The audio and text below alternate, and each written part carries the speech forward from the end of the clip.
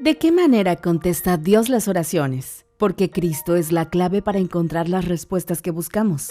En este episodio analizaremos las muestras de amor que Jesucristo y nuestro Padre Celestial nos han dado.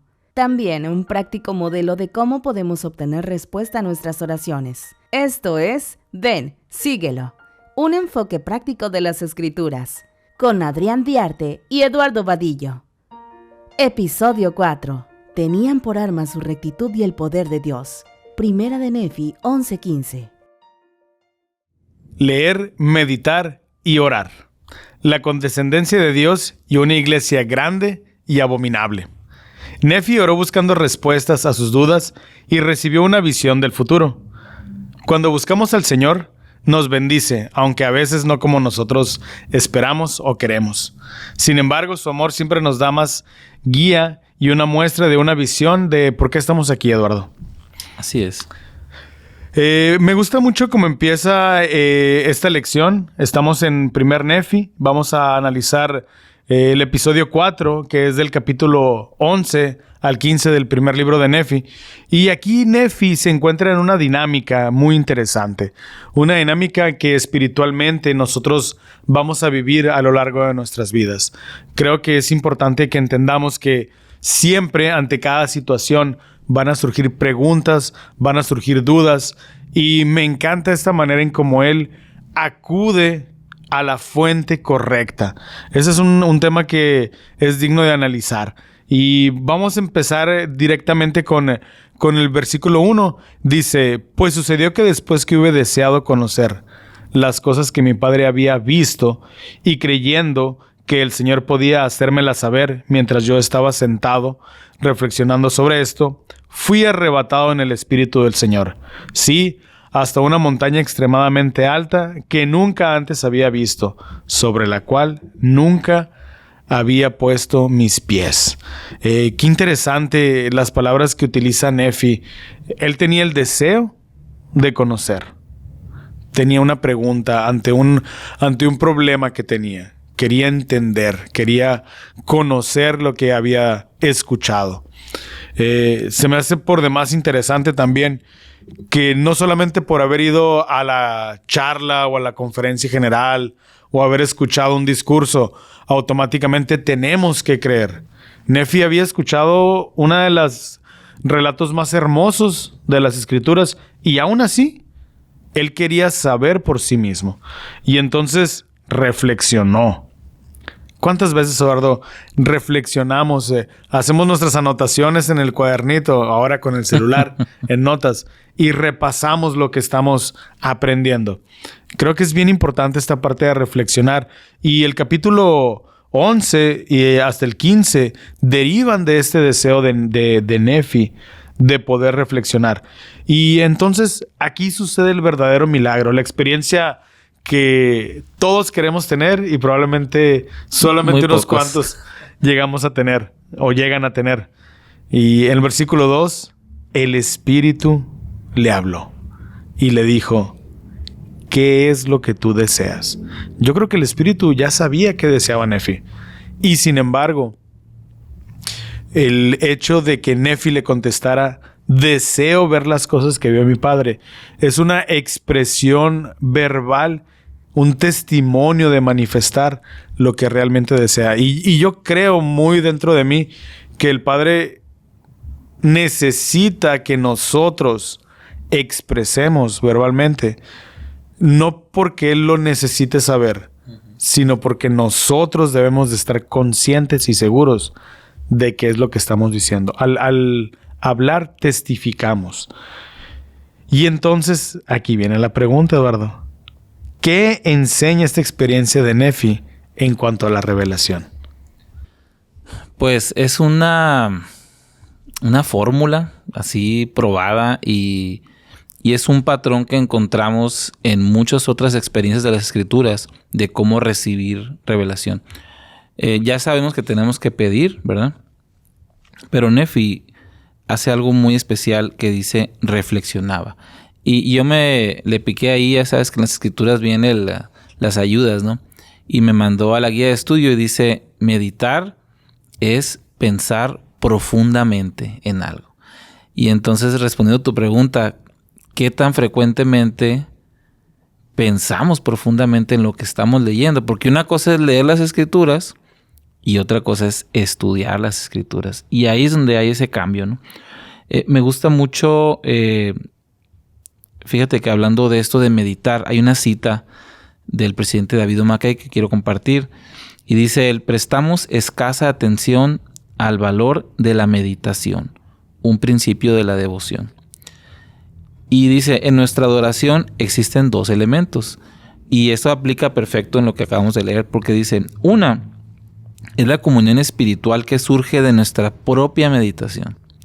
Y el otro es la instrucción que recibimos de otras personas. Por ejemplo, en este caso, pues sí, escuchó a su papá, pero él estaba meditando por él mismo, empezar a buscar esas respuestas. Y dice, entre los dos, el más beneficioso para la introspección es la meditación, porque la meditación es una de las puertas más secretas y sagradas por la que entramos en la presencia del Señor. Entonces, si nos ponemos ahora sí que a meditar, hay varios ejemplos en las Escrituras de cómo la meditación lleva a la revelación. Por ejemplo, tenemos el caso de Enós, cuando su alma tuvo hambre, y dice que él empezó a reflexionar y pensar en lo que había escuchado. Vemos el caso de Oliver Cowdery, cuando él quiere traducir, el Señor le dijo, no nomás es pedir, ¿no? Tienes que trabajarlo. Y el mismo caso de Jesús, ¿no? Cuando él es bautizado, antes de empezar su ministerio, él se aparta y se va al desierto, y ahí debe haber reflexionado bastante, porque dice que fueron 40 días y 40 noches. Entonces creo que nos da un gran ejemplo. Pero ¿tú qué piensas, Adrián, en el día a día? ¿Cómo nos puede ayudar este concepto de meditar para entender mejor las Escrituras? Pues mira, yo creo que lo primero que tenemos que hacer es tener el hábito, ¿verdad? Ya estamos hablando de un siguiente nivel cuando hablamos de reflexionar y meditar. En lo personal, soy una persona muy visual. Entonces, yo soy de listas. Uh-huh. Cuando quiero aprender algo, pongo por qué sí, por qué no, o solamente lluvia de ideas de lo que estoy hablando. Me gusta mucho escuchar a mí audiolibros o escuchar las Escrituras, pero cada vez que les estoy escuchando me veo en la necesidad de pausarlo, y entonces tengo mi blog de notas y ahí escribo. Yo soy bien malo para los audiolibros, ¿no? A diferencia de cuando estoy, por ejemplo, con las Escrituras leyéndolas, donde puedo directamente, sin estar pausando, estar anotando las cosas. Y al estar preparando, por ejemplo, estos podcasts, me he dado cuenta que cuando hacemos la preparación, encontramos palabras que normalmente pasarían en nuestro ojo rápidamente, pero como estamos procurando encontrar específicamente señales o cosas que podamos compartir del ejemplo diario, entonces estamos con un ojo buscador.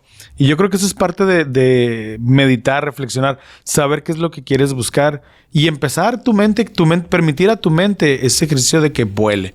Y entonces yo lo encuentro como un ejercicio muy sano, en la manera en que abres la puerta para que el Espíritu pueda hablarte.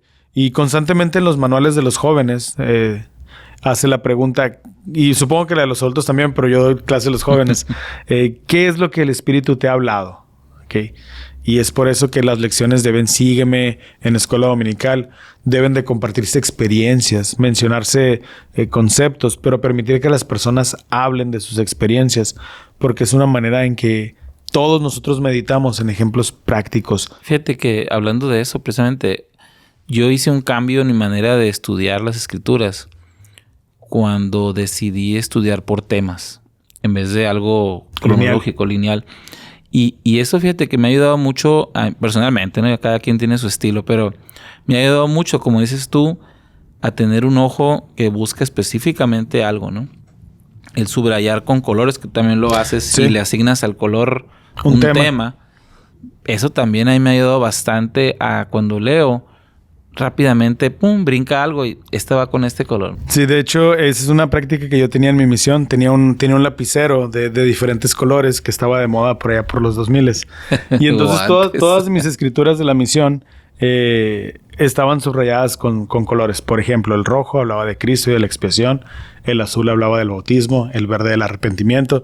Y en las charlas, aquellas que teníamos, eran los colores que tenían las charlas. Entonces, más o menos por ahí. No, ya te fuiste bien para atrás. Entonces, sí, ya. Entonces, cuando estábamos compartiendo una lección, no importaba dónde abría mis escrituras, si veía un color correspondiente a charla 2, que era el arrepentimiento, y veía verde, pues era un buen momento para compartir, ¿verdad?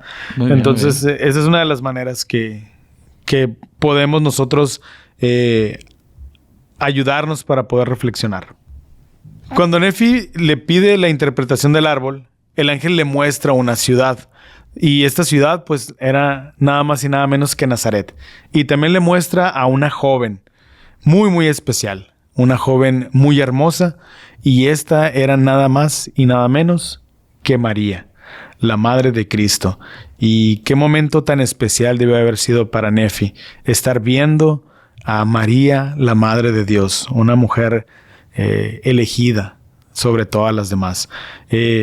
Cuando Nefi ve a María, él hace una pregunta muy importante que va a ser parte crucial de este capítulo. ¿Comprendes la condescendencia de Dios?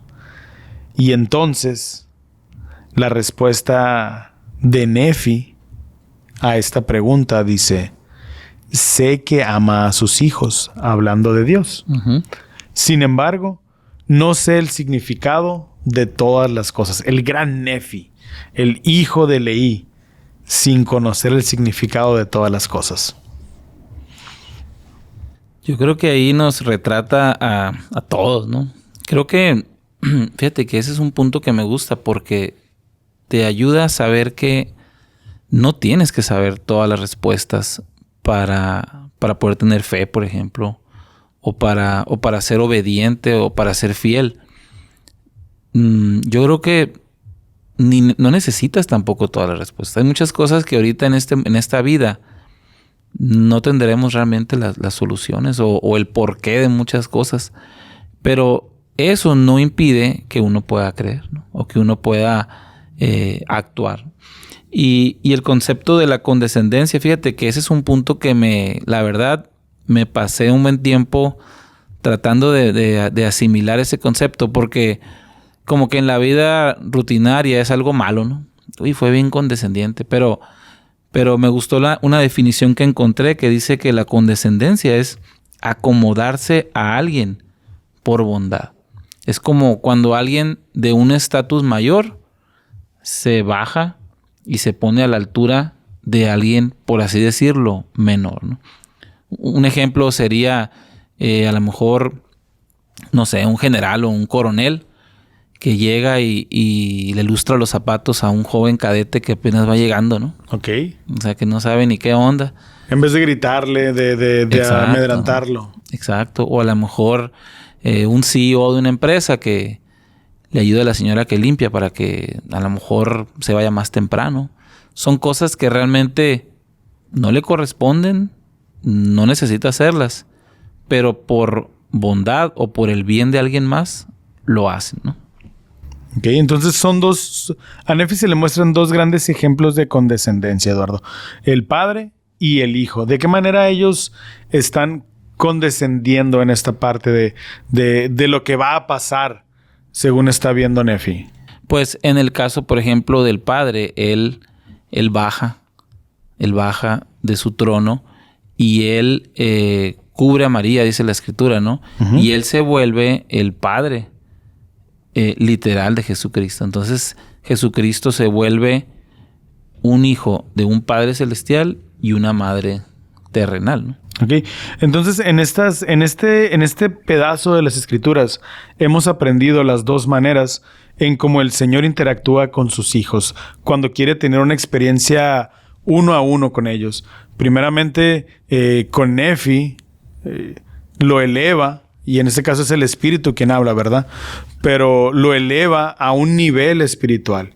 Y cuando va a interactuar con María, él baja su grandeza espiritual. Bueno, su grandeza espiritual no, pero sí su intensidad, su estatus, uh-huh, para poder estar con María.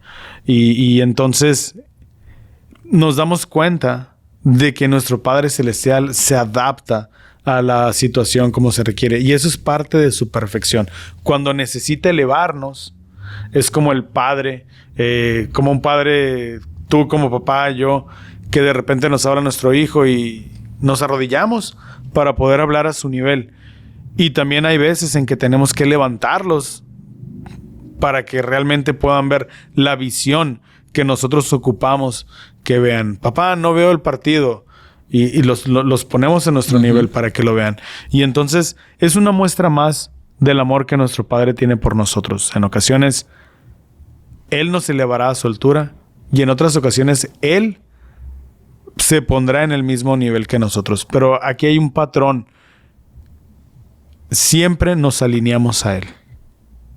Y entonces, qué importante es esto. Tenemos que estar preparados para ser elevados y cuando la situación lo requiera, Él se alineará con nosotros. Y ahí le da la primera interpretación de decir, el árbol es el amor de Dios. Y eso que tú mencionas es eso, ¿no? Es el amor de Dios que tiene por sus hijos, ¿no? Sí.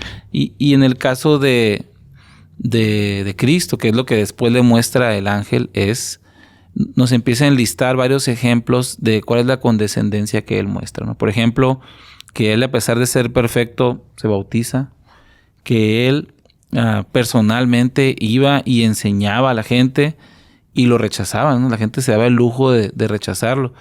El hecho de que Él buscaba a los enfermos para sanarlos, el hecho de que después fue juzgado injustamente y después colgado en la cruz.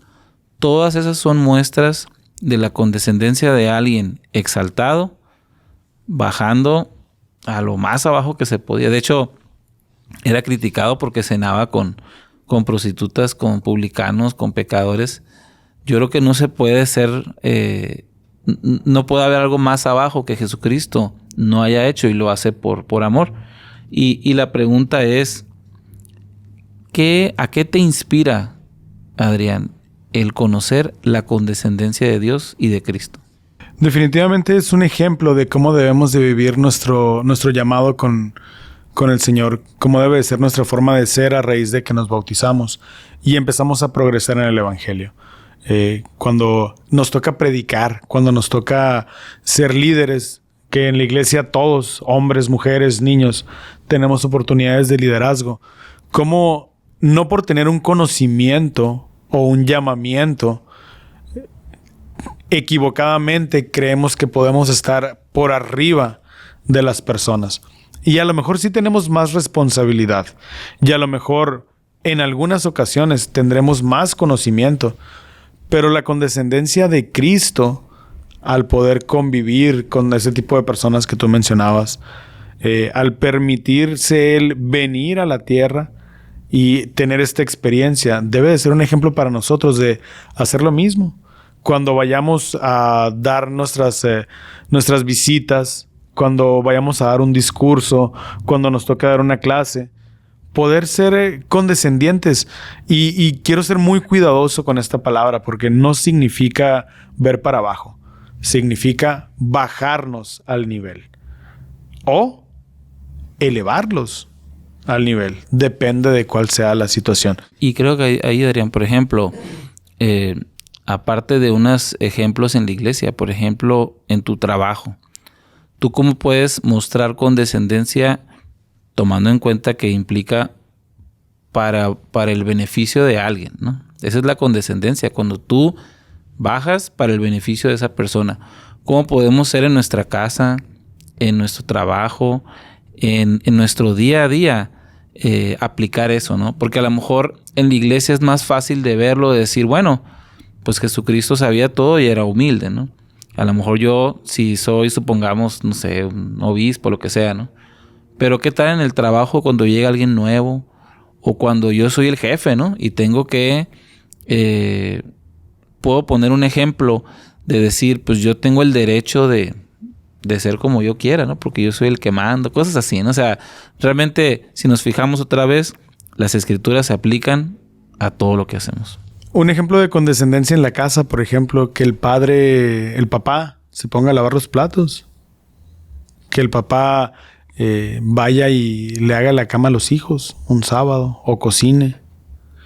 ¿Qué impresión puede causar en el corazón de los hijos ver que el papá, el proveedor, en el que aquí en México normalmente se le sirve primero la comida porque llega muy hambreado, no porque sea más importante, pero esa figura de repente interactúe de la misma manera que ellos, o que el papá se ponga a ver una caricatura con ellos? Cosas tan chiquititas, tan pequeñas, en donde nos bajamos y nos alineamos siendo condescendientes con aquellos que están en otro nivel.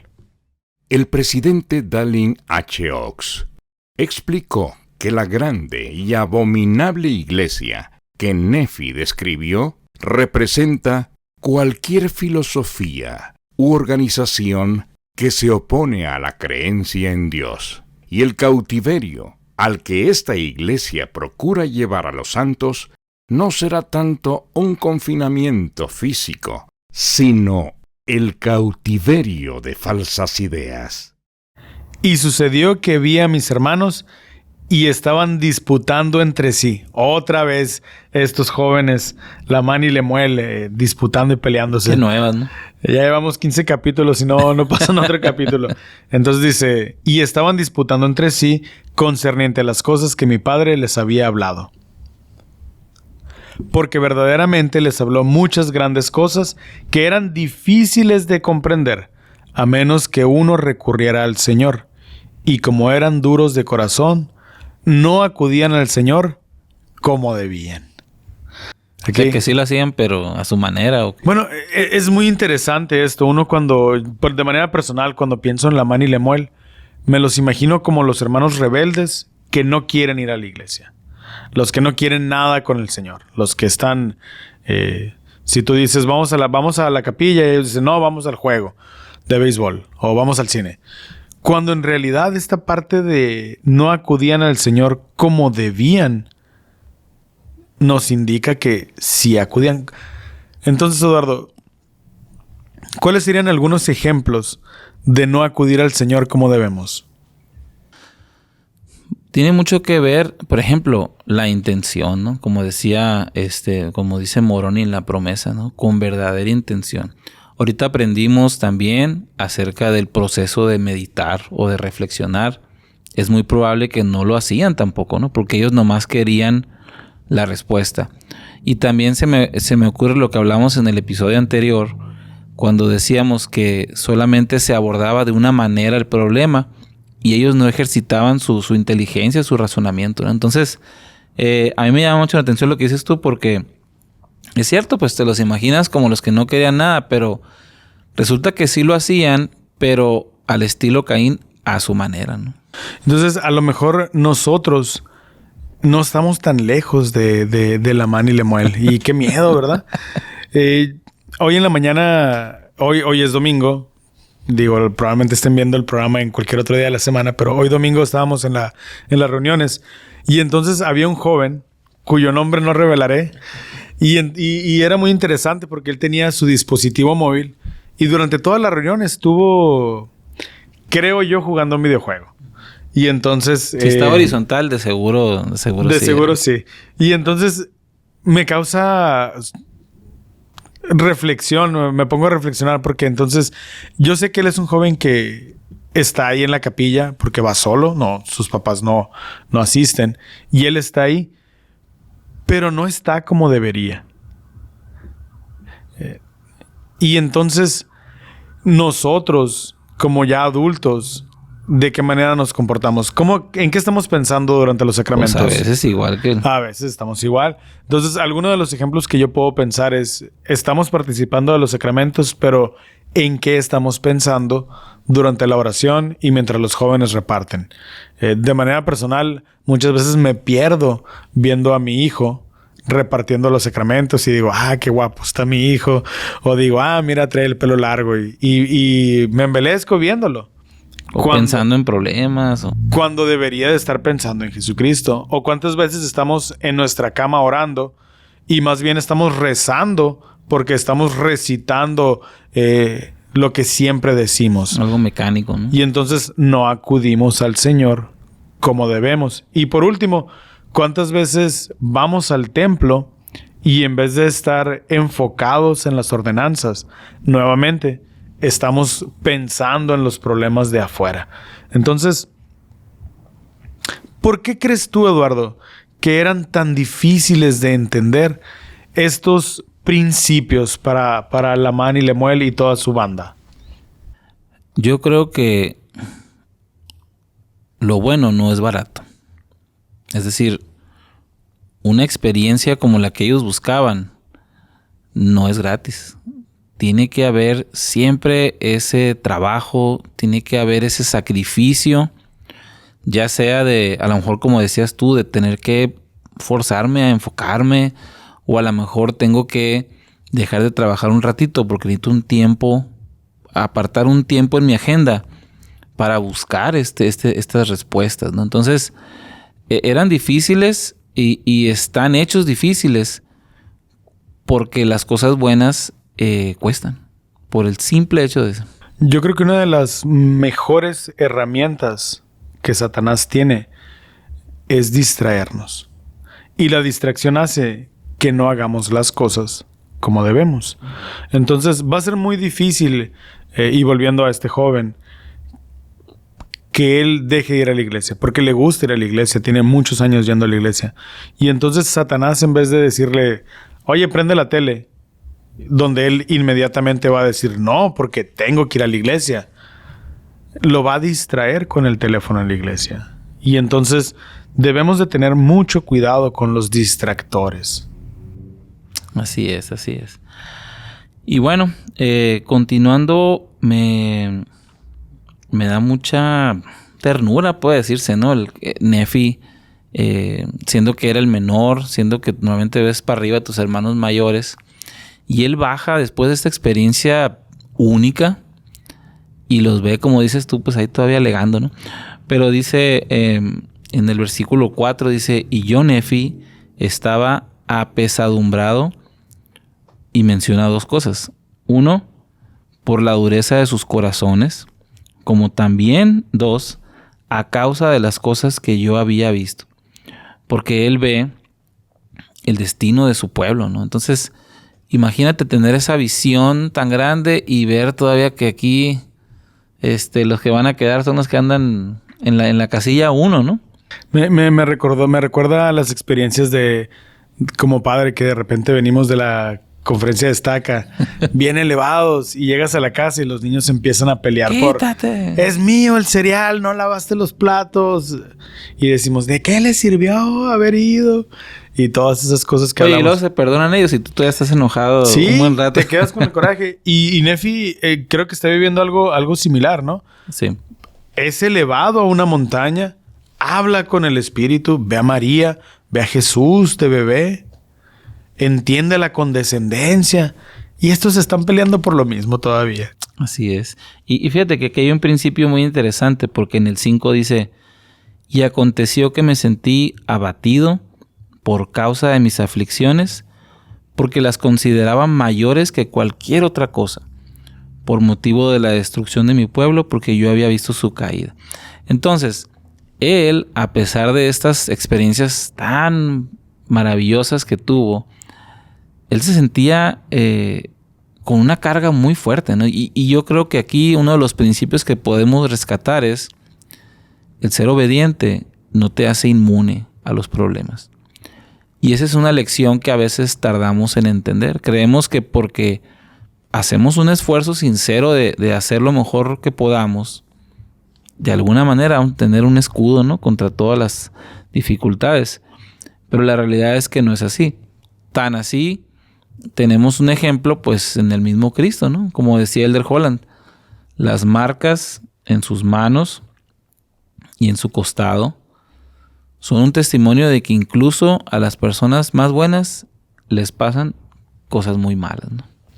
Entonces, el ser obediente no nos quita los problemas, pero nos ayuda a resolverlos.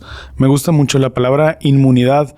Es una palabra que creemos nosotros que va adherida a la obediencia a los mandamientos. ¿Ok? Y entonces en el 9 En el 8 les dice, ¿habéis preguntado esto al Señor? ¿Cómo nos puede ayudar, Eduardo, la oración, la reflexión y el deseo a poder entender estos principios? Fíjate que a veces la oración misma te puede ayudar para empezar a tener una paz en los momentos difíciles. Es decir, en ocasiones no vas a tener ni la respuesta ni la solución. Te cuento una experiencia. Cuando estuve en una situación muy difícil, me acuerdo una vez que me acosté y puse una almohada así en mi cara y estaba muy atribulado, ¿no? Por diferentes cosas. Un cóctel de problemas ahí, ¿no? Y entonces yo hice una oración le dije, ¿sabes qué? No necesito que me quites los problemas, pero necesito saber que voy a estar bien, ¿no? Y entonces tuve como un pequeño, ¿cómo puedo decirlo? Como un pequeño sueño despierto, un poco raro. Pero me gustó porque yo veía como si estuviera subiendo una montaña o una colina. Y entonces estaba a punto de ver lo que seguía de ahí. Y entonces termina ese sueño, no sé qué fue, ¿no? Y entonces sentí algo muy claro que me decía, espérate un poco más.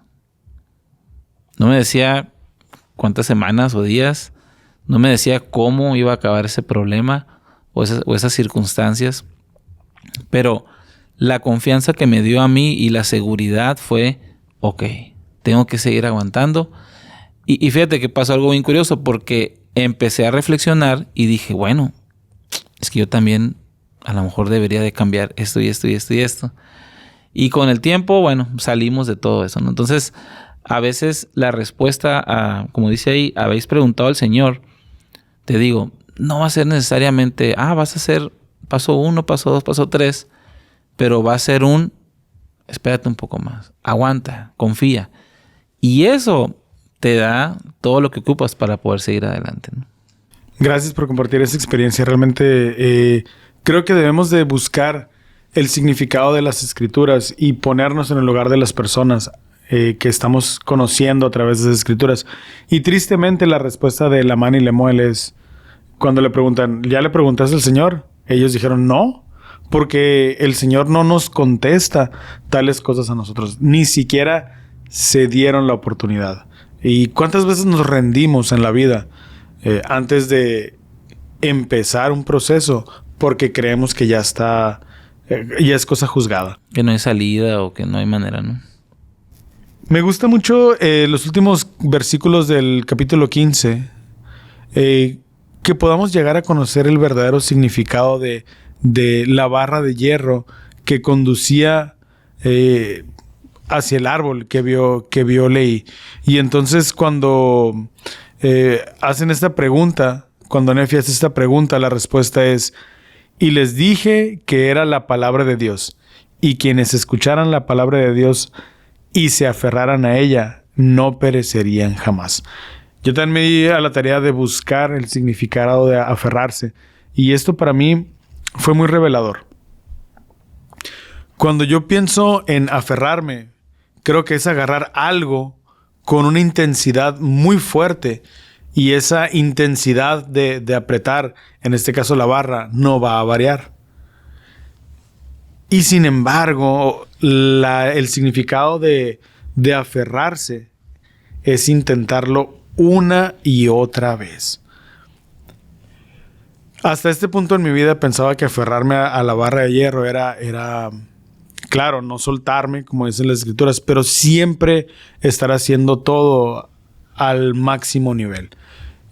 Y eso nos puede traer frustración, nos puede traer decepción, porque como humanos, como personas que viven en esta tierra, nos vamos a equivocar, vamos a cometer pecados, vamos a voltear de repente a donde no debemos. Pero aferrarnos a la barra no significa apretar siempre fuerte. Habrá momentos en que ese apretón sea menos intenso, Pero el chiste es no soltarse, el chiste es Con no... una mano ahí más o menos. El chiste es no dejar de ir a la iglesia, no dejar de recordar que el Señor está ahí para que le consultemos las cosas. Creo que a medida que nosotros queramos, sintamos el deseo de aprender, meditemos y reflexionamos, el Señor nos podrá ayudarnos a aferrarnos a la barra de hierro y no perecer jamás. ¿Por qué le suceden cosas malas a las personas buenas? ¿Cómo puedo mejorar mi actitud ante las adversidades? En el siguiente episodio veremos cómo Nefi maneja todo tipo de dificultades sin perder lo más preciado que tiene, una confianza inquebrantable que tiene de su Dios. Esto fue Ven, síguelo, un enfoque práctico de las Escrituras con Eduardo Vadillo y Adrián Diarte.